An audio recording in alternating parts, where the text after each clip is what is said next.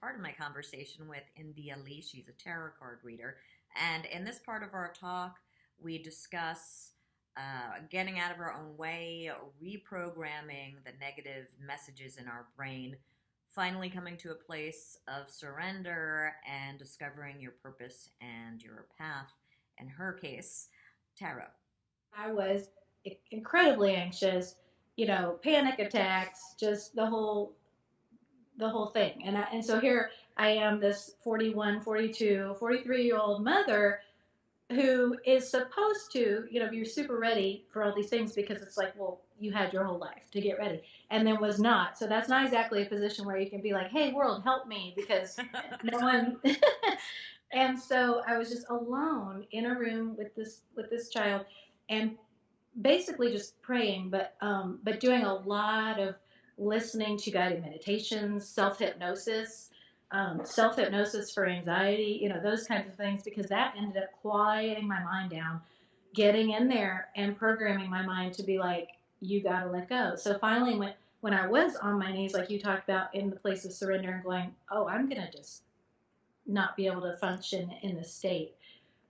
All of a sudden, suddenly, like you said, I would be talking to somebody, be talking to another mom or whatever, and feel that zing and go, what was that?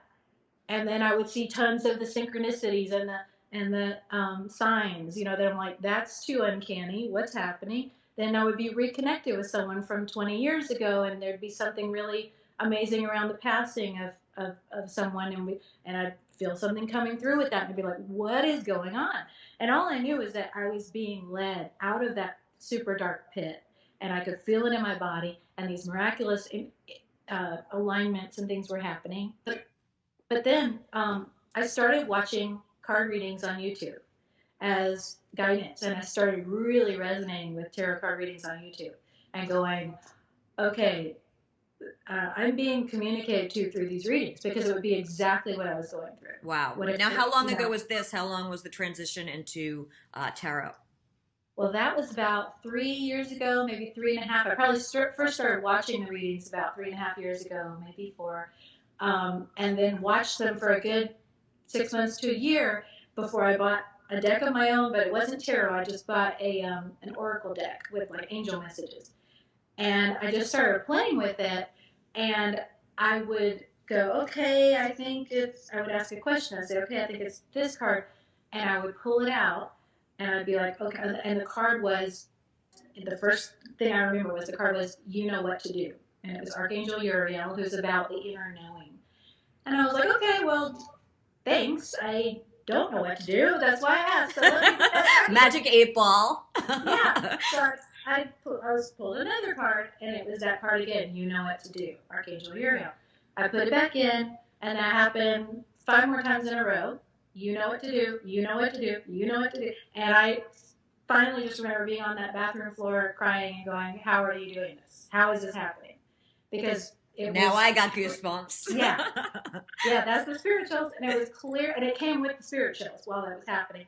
And that was clearly beyond me, because you can't have a deck of 44 cards. I was just going to say, did you? Because I would have gone through every card just to make sure it wasn't every card of the same thing. Because I still would have wanted to doubt it on some level, but no, it was legit. Yeah. And that's the snap moment where I was like, oh, they're talking to me through these. So I just started playing with them more and using them on other people. And we're going to talk about tarot in a little more in depth in a second. But a couple of things strike me. You know what to do. So there's a quote that I always bring up, and I probably bastardize it and butcher it, but from Wizard of Oz, when Dorothy's told you always had the power, you just didn't know it, or something like that. I kind of think that we all can get these messages, and we all have this knowledge, and we're all programmed for success, but there's so much noise covering it up that some people never get in touch with it. Some people only realize it this much. And I feel like it's a process of unraveling or unpeeling the onion to get to what was innately already there. It is an unpeeling, and it's also a clearing, because we are always connected to our higher selves and to the divine. It's like we're here on this earth, and it's like if you picture a cable or a light cord going up to that higher self, who's connected to everything, who's connected to God and all the other beings up there. Now, we are directly connected. So then when we're in our human bodies, it's like, well, why can't I just get what I need from my higher self all the time? The reason is because just like radio waves on a cloudy day, that information, that knowing, that knowledge can't make it through the filter of our mind. Our mind is either a thick, dirty filter, or it's, just kind of dirty, or it's like warped, or whatever it is. Our mind is in the way, and our whole job is just to clear out those things in the mind, because everybody's got the same access, you're right, to that higher knowing, to that information. There's absolutely nothing special about me or anybody else that does this, other than the discovering divinely the ability. I think the thing is, for me, and once a lot of people realize this, once we realize our mind is not who we are, Right. Then that we don't have to listen to what our mind tells us to. As a matter of fact, our mind is just our ego constantly talking and interfering. So there was something I read on your website which I loved. You were talking about being a coach, and it kind of was your mission, and it was to empower people to align energetically thoughts, words, and actions for a higher purpose. And I'm coming to realize that the answer or the secret is sort of a crossroads between psychology and spirituality and religion and science. They're all coming at it from different angles, but basically the reprogramming, the aligning, and it's all the same thing. Yes. So, and whether you think of it as your higher self or your inner knowing or your inner child or however you think about it, it doesn't matter, because what you are talking about is that pure, unadulterated, just unfiltered essence that knows all, that is within us. We all have that omniscient, just that knowing within us. And it's like you said, just peeling away what's in the way, and the alignment is very important. And it's getting into that flow with the universe, with the greater power, where you realize, oh wow, I'm this being with all these amazing intricacies that make me me, and the divine, that however you think of it, that energy can only express through me this exact way. So I'm an instrument, like a paintbrush, that's being used to create this masterpiece that is what's created through me. Now, what's in the way of that? Because we all are going, oh, I'm supposed to create a masterpiece. Let me get in there and create it. And then we're like, our mind, which has been programmed and conditioned by generations before, which were programmed and conditioned to survive and to stay safe and be in fear. That programming's in there. Our minds, our egos, actually have zero interest in creating, in expanding. They just want to survive, even if what they're trying to save is a false sense of self that's actually negative. That's what your ego knows. So it will do everything in its power to try to maintain a stasis point. To your detriment. To your exactly. Emotional detriment.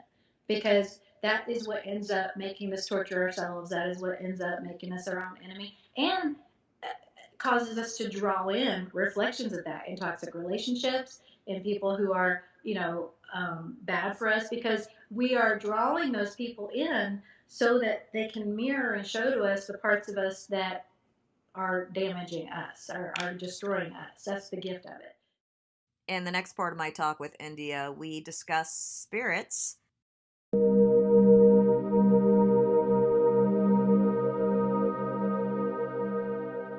Hi, it's Melissa, and in this part of my conversation with Intuit, Empath, and Tarot reader India Leigh, she gives a beginner's guide to tarot. She talks about spirit and angel guides and how they communicate, and a whole bunch more. Now, let's talk about whether I'm talking about Reiki or crystals or essential oils or tarot.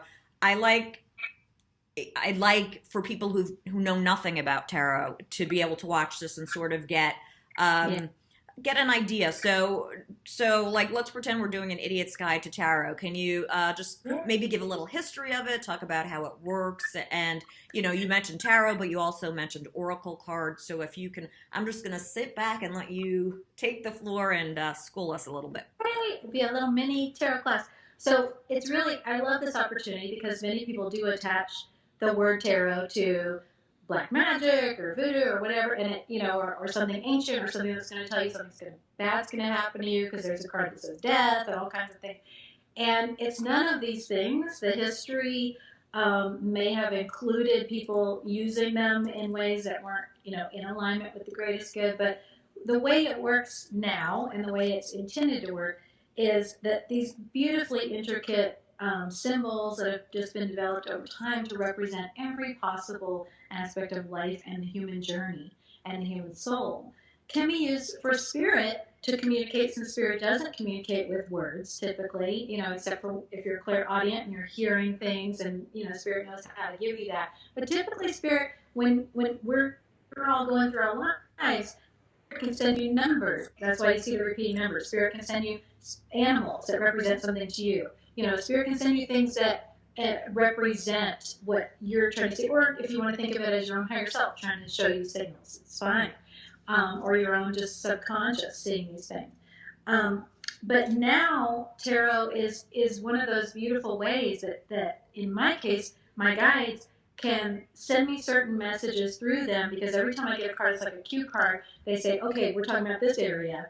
And I'm like, oh, okay. And then I feel into that area with you in very specific ways that go way beyond the card.